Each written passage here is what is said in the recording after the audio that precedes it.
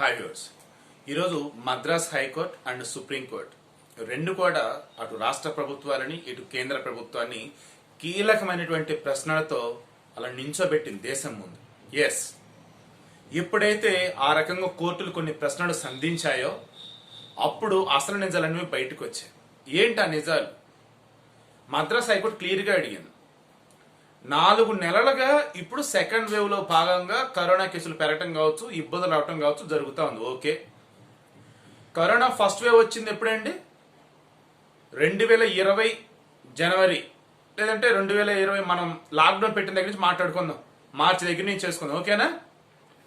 2020 మార్చి April, ఇది 2021 April, అంటే అన్ని 13 నెలలు. సో 14 నెలలు వేయండి, ఫిబ్రవరి నుంచి కౌంట్ చేసుకుందాం.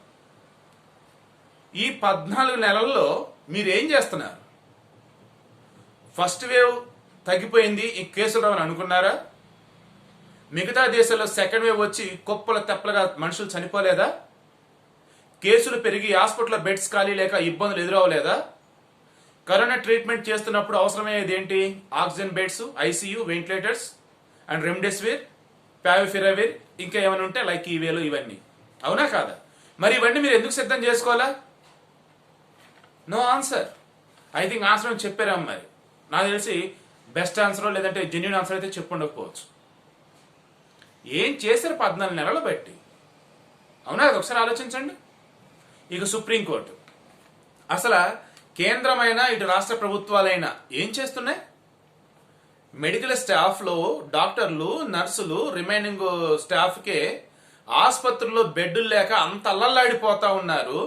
ఇక సామాన్య ప్రజానికానికి ఏ రకంగా మీకు బెడ్లు నేను అనుకుంటున్నారు మీరు? అసలు అదేమంటే మాకు బెడ్స్ లేవు, ఆక్సిజన్ సిలిండర్ లేవు, అల్లల్లాడిపోతాం అని చెప్పేసి సోషల్ మీడియాలో పోస్టులు పెట్టారని చెప్పేసి వాళ్ళని మీరు అరెస్టులు చేస్తారా? వాళ్ళ మీద కేసులు పెడతారా? ఇదే మీ పద్ధతి? ఏంటి అసలు ఇదంతా? ఏం చేస్తున్నారు మీరు? తెలుస్తుందా మీకు? ఇది సుప్రీంకోర్టు మాట్లాడింది.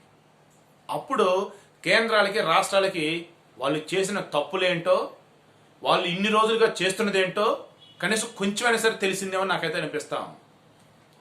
ముందుగా లాక్డౌన్ సంబంధించి మనం మాట్లాడుకుందాం. ఆ తర్వాత 2020 జూలై 2న ఈ కరోనా వచ్చిన వాళ్ళకి సంబంధించి కొన్ని మార్గదర్శకాలు కేంద్ర ప్రభుత్వం రిలీజ్ చేసింది. జూలై 2, 2020 తర్వాత అగైన్ మరలా ఈరోజు కొన్ని మార్గదర్శకాలు రిలీజ్ చేసింది. ఖచ్చితంగా చాలా వాల్యుబుల్ ఇన్ఫర్మేషన్ ఇది అంతా కూడా. ఏ ఇంజక్షన్ అవసరం, ఏ ఇంజక్షన్ అవసరం లేదు, ఎలా ఉండాలి, ఏంటి మొత్తం రిలీజ్ చేశారు. దానికన్నా ముందు లాక్డౌన్ సంబంధించి ఒక క్లారిటీ అయితే వచ్చినట్టుగా మనకు తెలుస్తా ఉంది. ఏంటంటే ఆ క్లారిటీ, భారతదేశ వ్యాప్తంగా లాక్డౌన్ పెట్టే ఉద్దేశం లేదు అని చెప్పేసి కుండ బద్దలు కొట్టినట్టుగా చెప్పినట్టుగా తెలుస్తుంది ఇన్ఫర్మేషన్. సో ప్రధాని మాట్లాడారని కొంతమంది అంటున్నారు, మీతో కొంతమంది వచ్చేసి అఫీషియల్ గా చెప్పారని అంటున్నారు. బట్ ఐఎమ్ షూర్ భారతదేశ వ్యాప్తంగా అయితే ఎట్టి పరిస్థితులలో లాక్డౌన్ గా ఉండదు. కంప్లీట్ లాక్డౌన్ గనక యావత్ దేశవ్యాప్తంగా కనుక పెడితే వ్యవస్థ అంతా చిన్న భిన్నం అయిపోయింది. ఆర్థికంగా పేక మెడలో కూలిపోయింది. మంది ఇంకా దరిద్రం దారుణంగా ఉంది అసలు మన సిచ్యువేషన్ అయితే. ఇప్పుడు కంప్లీట్ లాక్డౌన్ పెడితే వీ కాంట్ సర్వైవ్. కాబట్టి కంప్లీట్ లాక్డౌన్ ఉండదు. ఇదే విషయాన్ని కేంద్ర ప్రభుత్వం కూడా చెప్పేసింది. అయితే కేంద్ర ప్రభుత్వం కొత్తగా కొన్ని మార్గదర్శకాలు రిలీజ్ చేసింది. దాని ప్రకారం ఏంటంటే, దానికన్నా ముందు ఇంకోటి చెప్తా. రాష్ట్రాలకు సంబంధించి ఫ్రీడమ్ ఇచ్చేశారు. మీరు ఏ స్టెప్స్ అనేది తీసుకోండి, మా సైడ్ సపోర్ట్ ఉంటుంది, మీరు కరోనా ఓవర్కమ్ చేయడానికి బెస్ట్ వెల్ స్టెప్స్ తీసుకోండి అన్నారు. ఈ వేలో టెస్టులు చేసిన చోట కనుక 10% కన్నా మోర్ దెన్ పాజిటివ్ రిపోర్ట్స్ కనుక వచ్చినా, తర్వాత ఎక్కడైతే ఈ పాజిటివ్ కేసులు వచ్చాయో అక్కడ కనుక అరౌండ్ 60 or 70% మోర్ దెన్ కనుక ICU and bed, oxygen bed supports వచ్చినా అక్కడ కంటైన్మెంట్ జోన్ గా గుర్తించి పాక్షిక లాక్డౌన్ పెడతాం లైక్ ఈ వేలో చేయమని చెప్పున్నారు. ఈ వేళ మహారాష్ట్ర ప్రభుత్వం, కర్ణాటక ప్రభుత్వం, తెలంగాణ ప్రభుత్వం అండ్ ఏపీ ప్రభుత్వం నెంబర్ ఆఫ్ స్టేట్స్ అని ఏం చేస్తున్నాయి, కొన్ని నైట్ కర్ఫ్యూలు పెడుతున్నాయి, కొన్ని డే అండ్ నైట్ కర్ఫ్యూలు పెడతా ఉన్నాయి, కొన్ని మినీ లాక్డౌన్ ఇంప్లిమెంట్ చేస్తా ఉన్నాయి. అండ్ ఈ రోజు తెలంగాణ ప్రభుత్వం కూడా ఏం స్టెప్ తీసుకుంది, రేపు మే 8వ తారీఖు వరకు కూడా నైట్ టైం కర్ఫ్యూ కంటిన్యూ చేస్తామని చెప్పేసింది, నైట్ 9 to మార్నింగ్ 5 వరకు. ఈ వేలో కర్ణాటక ప్రభుత్వం కూడా లాక్డౌన్ వాళ్ళు ఏదైతే దాన్ని ఎక్స్టెండ్ చేసినట్టుగా ఉన్నారు వాళ్ళు. సో కమింగ్ టు పాయింట్, ఈ వేళ రాష్ట్రాలు వచ్చేసి కట్టుదిట్టమైన చర్యలు తీసుకుంటూ ఉన్నాయి. కాబట్టి సెంట్రల్ గవర్నమెంట్ యావత్ దేశవ్యాప్తంగా ఎటువంటి అంటే కంప్లీట్ స్టెప్స్ తీసుకునే విధంగా సెంట్రల్ గవర్నమెంట్ అయితే ఇప్పుడు లేదు. అండ్ ఆ వేళ కంప్లీట్ లాక్డౌన్ ఉండబోదు కూడా. ఇది ఫిక్స్ అవ్వండి. కమింగ్ టు కొత్త మార్గదర్శకాలు ఏం రిలీజ్ చేశారు ఏంటి అన్నప్పుడు, ఈ రోజు ప్రధానంగా దేశవ్యాప్తంగా చూస్తున్నప్పుడు కరోనా వచ్చింది అనగానే రెమ్డెసివిర్ ఇంజక్షన్ కోసం చాలా మంది చూస్తున్నారట. అండ్ కొంచెం నిజంగానే అవసరం సార్ దొరకటం లేదట. బ్లాక్ లో వచ్చేటప్పటికి 3,000 ఉన్నటువంటి ఇంజక్షన్ 30,000కి అమ్ముతూ ఉన్నారు. ఆ వేళ చూసుకుంటూ ఉన్నప్పుడు మొత్తం 6 డోసులు కావాల్సి ఉంటే 3 18 18,000 గాను 10 టైమ్స్ అంటే 1,80,000 ఛార్జ్ చేస్తా ఉన్నారు. అది కూడా చెత్తన అనకూడదు, కానీ కొంతమంది పనికి మన వెతవలు చిల్లర డాష్ గాళ్ళు ఈ రెమ్డెసివిర్ ఇంజెక్షన్ అని చెప్పేసి దానిలో వచ్చేసి ఆ వైల్స్ లో సెలైన్ అండ్ నార్మల్ వాటర్ నింపేసి ఇస్తున్నారు. ఎంత దుర్మార్గమో చూడండి అసలు. సో ఇంత నీచం దిగుతున్నటువంటి మూమెంట్లో కేంద్ర ప్రభుత్వం ఏం చేసిందంటే రెమ్డెసివిర్ ఇంజెక్షన్లు దయచేసి ఆసుపత్రిలో క్రిటికల్ గా ఉన్నటువంటి స్టేజ్ లో డాక్టర్లు ప్రిస్క్రైబ్ చేస్తేనే వాడాలి తప్ప మిగతా వాళ్ళు ఎవరు వాడవద్దు. అండ్ మోరోవర్ మీ దగ్గర ముందుగా కొని పెట్టుకోవద్దు, బ్లాక్ లో అలా మీ దగ్గర పెట్టుకుంటే అది తప్పు అని చెప్పారు. నెక్స్ట్, ఎవరైనా సరే పల్స్ రేట్స్ చెక్ చేసుకుంటారు, ఆక్సిజన్ లెవెల్స్ పల్స్ ఆక్సిమీటర్ ద్వారా 94 అబోవ్ ఉన్నా, అదేవిధంగా జలుబు దగ్గు జ్వరం ఇవి ఉన్నా సరే మీకు అంత ఇబ్బంది లేకున్నా దయచేసి మీరు ఇంట్లోనే హోమ్ ఐసోలేషన్ లోనే ఉండాలి. అయితే డాక్టర్ మీకు ప్రిస్క్రైబ్ చేస్తాడు ఏ మెడిసిన్ వాడాలి ఏంటి అన్నప్పుడు ఆ మెడిసిన్ వాడితే సరిపోతుంది. తర్వాత డైలీ డోలో 650 పారాసెటమాల్ 650 అనుకుందాం. సో ఈ పారాసెటమాల్ 650 mg ఏదైతే ఉందో డోస్ అన్నది 4 టాబ్లెట్స్ మించి డైలీ వాడకూడదు. అలా కనుక వాడేటైతే ఇబ్బందులు వస్తాయి. ఇన్ కేసు మీరు 4 టాబ్లెట్ డైలీ వాడుతూ ఉన్నా సరే, యాక్చువల్ వాడాల్సింది 3 పూట్ల, ఇన్ కేసు ఎక్కువ అయితే 4 వాడమంటారు. ఇలా వాడినా సరే మీకు ఫీవర్ కంట్రోల్ అవ్వట్లేదు, ఇంకా ఇబ్బందిగా ఉందని కనుక మీరు ఫీల్ అయినట్టయితే అప్పుడు డాక్టర్ని కలవాలి.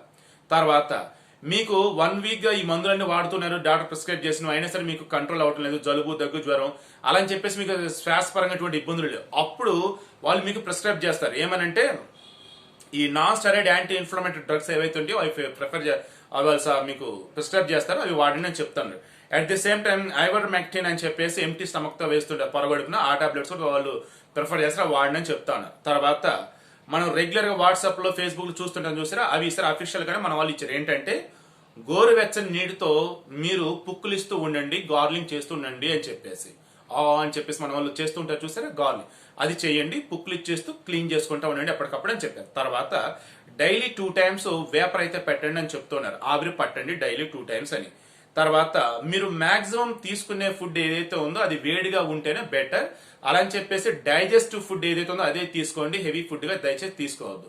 అన్నింటికి మించి కరోనా వచ్చిన వాళ్ళకి అత్యంత కీలకం అండ్ చాలా చాలా టూ ఇంపార్టెంట్, మీరు ఎంత రెస్ట్ తీసుకోగలిగితే అంత మంచిది. ఎస్, మీరు ఎంత రెస్ట్ తీసుకుంటే అంత మంచిది. చాలా మంది కరోనా వచ్చిన తర్వాత కూడా ఆ పని ఈ పని చేస్తూ అటు ఇటు తిరుగుతూ ఉన్నారు, దానివల్ల బాగా వీక్ అయిపోతున్నారు, ఆటోమేటిక్గా ఆల్ ఆఫ్ షడన్ వాళ్ళ యొక్క ఇమ్యూనిటీ లెవెల్స్ పడిపోయి ఆల్ ఆఫ్ షడన్ చనిపోవటం లేదంటే ఆక్సిజన్ సపోర్ట్ అవడం ఆ వేళ ఇబ్బంది పడిపోతా ఉన్నారు. సో అలా వద్దు, సో జాగ్రత్త. ఇక నెక్స్ట్, ఒకవేళ మీరు ఇంట్లో ఉంటూ ఉన్నారు, ఇంట్లో కనుక ఉన్నట్టు ఖచ్చితంగా కరోనా పాజిటివ్ స్పెషల్ రూమ్ ఉండాలి, గాలి వెలుతురు వచ్చేలాగా ఉండాలి, వారికి సెపరేట్ గా ఫుడ్ అవన్నీ కూడా మీరు ప్రొవైడ్ చేస్తూ ఉండాలి, మీరు వండుకునే సరే వాళ్ళకి వేరే వాటిలు ఇస్తూ ఉండాలి, వాళ్ళని క్లీన్ చేసుకుంటూ ఉండాలి. వన్స్ కరోనా తగ్గిపోయింది, హోమ్ ఐసోలేషన్ టైం అయిపోయింది, ఇంకా మళ్ళీ మీకు టెస్ట్ చేయించుకోవాల్సిన అవసరం లేదు. తర్వాత సిమ్టమ్స్ ఏమీ లేవు, హోమ్ ఐసోలేషన్ టైం అయిపోయింది, ఇక రెగ్యులర్ మోడ్ లోకి వద్దనుకున్నారు, అప్పుడు మీరు వాడినటువంటి వస్తువులు ఏవైతే ఉంటాయో అవి గుంత తీసి దాంట్లో పూడ్చిపెడతాం బెటర్. వాళ్ళకి డొనేట్ చేయడం కూడా తప్పు, అది ముందు పూడ్చిపెట్టేసేయండి. తర్వాత హోమ్ ఐసోలేషన్ లో ఉన్నప్పుడు మాక్సిమం వాళ్ళు మాస్క్ అనేది ధరించే ఉండాలి, అండ్ ఇంట్లో వాళ్ళు కూడా మాస్క్ ధరించే ఉండాలి.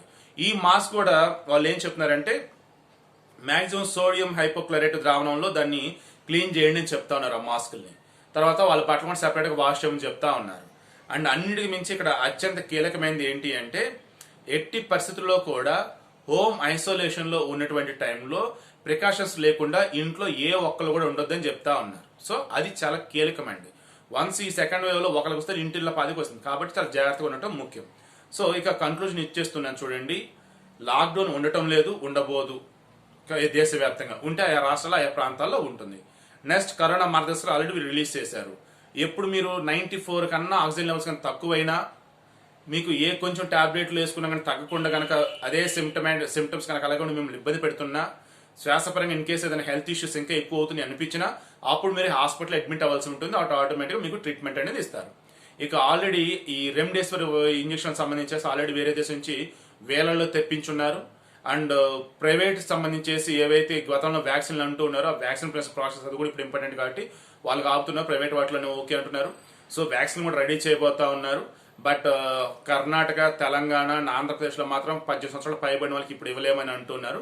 బట్ నార్మల్ 45 ఇయర్స్ అబౌవ్ ఉన్న వాళ్ళు 2వ డోస్ ఉంది కాబట్టి మీరు వ్యాక్సిన్ అయితే తీసుకోండి. కేంద్రం మార్గదర్శకాలు కొత్త రిలీజ్ చేసింది కదా, అవి ఫాలో అవ్వండి. అండ్ అన్నింటికి మించి కరోనా వచ్చిన వాళ్ళు భయం అనేది పడకుండా ఉండండి. భయం గనక పడ్డారో చేతులారా కరోనాని తీసుకొచ్చేసి మీ మెడక బిగించుకోవడమే. భయం లేదు, ఉన్నటువంటి జాగ్రత్తలు పాటిస్తూ ఉన్నారంటే త్వరగా దాని నుంచి మీరు బయటపడతారు. సో లాక్డౌన్ అయితే ఉండబోదు దేశవ్యాప్తంగా. కొత్త మార్గదర్శకాలు కరోనా మన సెంట్రల్ గవర్నమెంట్ రిలీజ్ చేసింది, దాని ప్రకారం మీరు ఫాలో అయితే ఈజీగానే మీరైతే బయటపడతారు. అండ్ వీలైతే ఈ కరోనా వచ్చిన వాళ్ళు N95 మాస్క్ యూజ్ చేయడం బెటర్ ఇంట్లో ఉన్నటువంటి టైంలో.